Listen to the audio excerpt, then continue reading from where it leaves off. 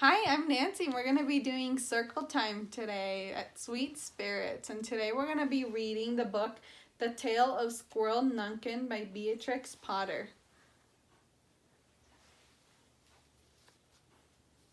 This is a tale about a tale that belonged to a little red squirrel, and his name was Nutkin.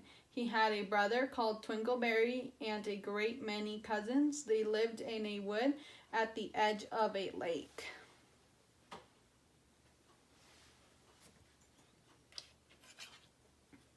In the middle of the lake there is an island covered with trees and nut bushes, and amongst those trees stands a hollow oak tree, which is the house of an owl who is called Old Brown.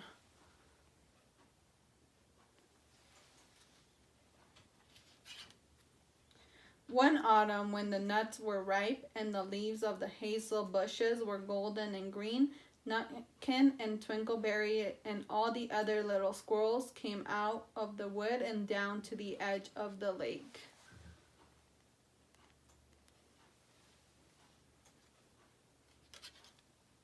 They made little rafts out of twigs, and they paddled away over the water to Owl Island to gather nuts.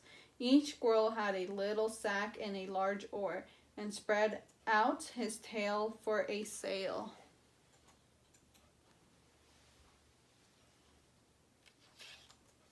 They also took with them an offering of 3 fat mice as a present for Old Brown, and put them down upon his doorstep. Then Twinkleberry and the other little squirrels each made a low bow and said politely, "Old Mr. Brown, will you favor us this permission to gather nuts upon your island?"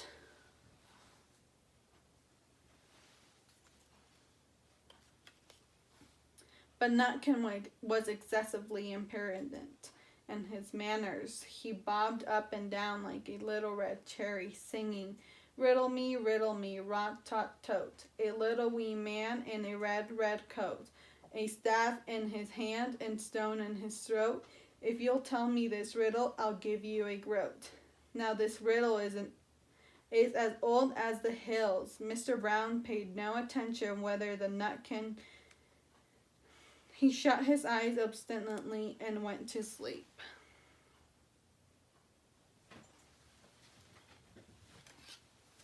The squirrels filled their little sacks with nuts and sailed away home in the evening.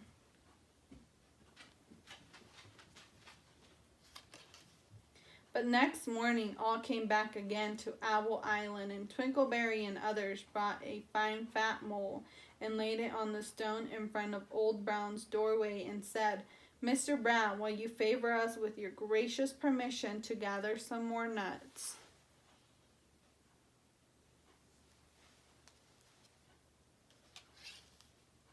But Nutkin, who had no respect, began to dance up and down, tinkling old Mr. Brown with a nettle and singing, "Old Mr. B, riddle me ree, hitty-pitty within the wall, hitty-pitty without the wall. If you touch hitty-pitty will bite you." Mr. Brown woke up suddenly and carried the mole into his house.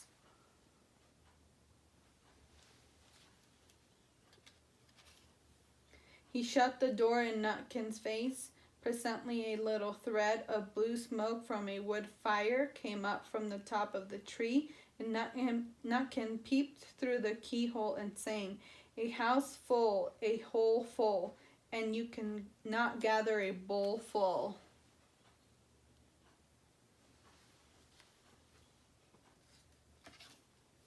The squirrels searched for nuts all over the island and filled their little sacks, but Nutkin gathered oak apples, yellow and scarlet, and sat upon a beech stump playing marbles and watching the door of old Mr. Brown.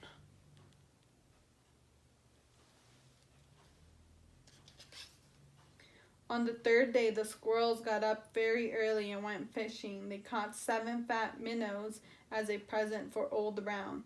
They paddled over the lake and landed under a crook chestnut tree on the Owl Island.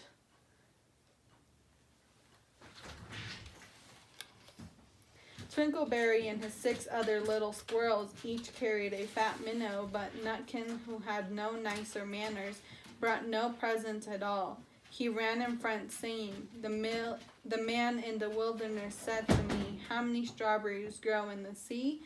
I answered him as I thought good, 'As many red herrings as grow in the wood.' But old Mr. Brown took no interest in riddles, not even when the answer was provided for him.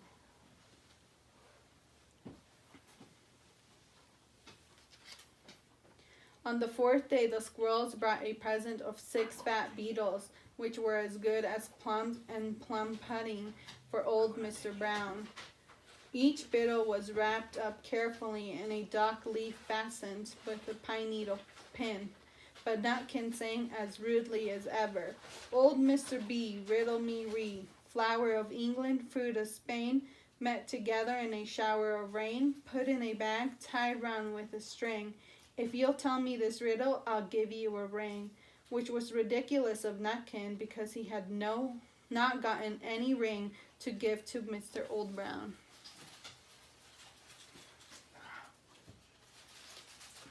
The other squirrels hunted up and down the nut bushes, but Nutkin gathered robin's pincushions off a briar bush and stuck them full of pine needle pins.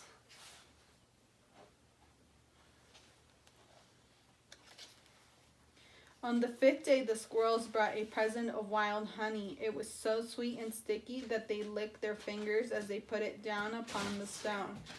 They had stolen it out of Bumblebee's nest on the tippity top of the hill, but Nutkin skipped up and down singing, 'Hum a bum, buzz, buzz, hum a bum, buzz, buzz.' As they went over Tipply Tine, I met a flock of bony swine, some yellow-necked, some yellow-backed, but they were very boniest swine that there weren't over Tipply Tine.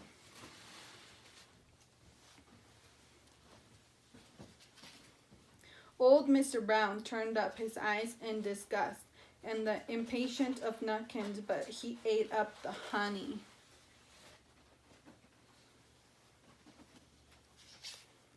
The squirrels filled their little sacks with nuts, but Nutkin sat upon a big flat rock and played 9 pines with a crab apple and green fire cones.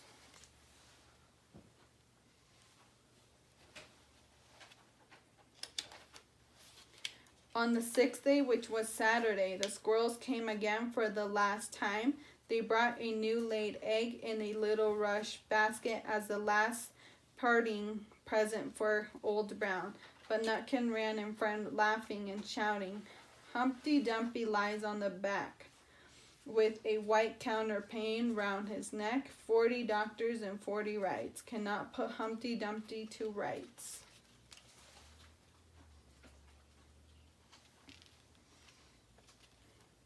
Now old Mr. Brown took an interest in eggs. He opened one eye and shut it again, but still did not speak.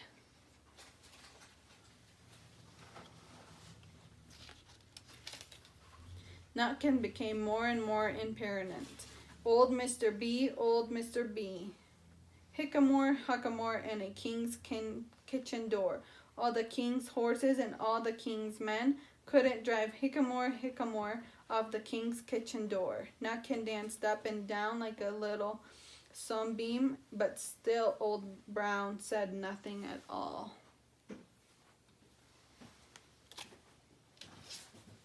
Nutkin began again. 'Arthur O'Bower and broken his band. He comes roaring up the land. The King of Scots and all his power cannot turn Arthur and the Bower.' Nutkin made the whirring noise to sound like the wind, and he took a running jump right onto the head of Old Brown. Then all once there was a flutterment and scufflement and a loud squeak. The other squirrels scuttered away into the bushes.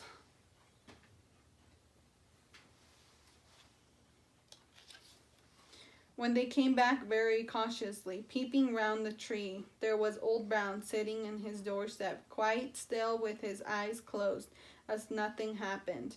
But Nutkin was in his waistcoat pocket.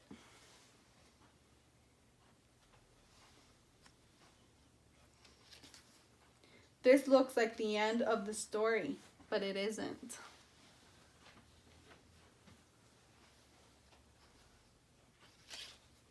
Old Brown carried Nutkin into his house and held him up by the tail, intending to skin him. But Nutkin pulled so very hard that his tail broke in two and dashed up the staircase and escaped out of the attic window.